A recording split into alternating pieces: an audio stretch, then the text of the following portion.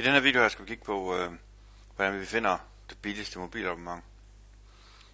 Jeg går ind på letmobil.dk, og der har vi her på toppen med oversigt over mobilabonnementer, mobilbredbånd og mobiltelefoner. Jeg har valgt mobilabonnementet her. Så har vi hernede under, det er så en selektion. Hernede der har vi selvfølgelig listen over abonnementer, og lige nu er det bare alle abonnementer, der bliver vist.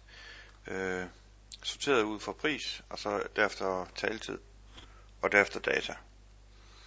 Men hvis jeg nu gerne vil, altså hvis det nu er et børneabonnement, og de skal bruge for eksempel 1-3 timer, så vil jeg vælge den kategori her, og så vil jeg hernede se en liste over børneabonnementer, eller abonnementer, der passer til børn, og de der prisklasser, de ligger i, med den taletid og det data, der er inkluderet i abonnementerne.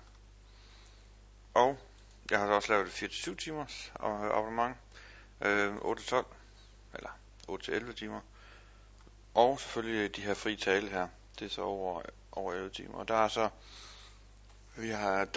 altså Oyster har lige faktisk lige, kører faktisk lige tilbud på fri tale til 139 kroner, med 1 GB data, temmelig billigt. Men det er sådan set sådan, det fungerer, altså man har selektionen heroppe, og så kan man sortere mobilabonnementerne på markedet, og så få de billigste. Selvfølgelig, at der skal opfylde sin egen behov. Ikke? Det samme med mobilbredbånd. Der har så sat dem i 0-5 og 6-15 og over 15 GB. Mobiltelefoner, der har jeg så udvalgt de bedste, skal man sige, på markedet. Og der er selvfølgelig Galaxy'en der, ikke? For Samsung af.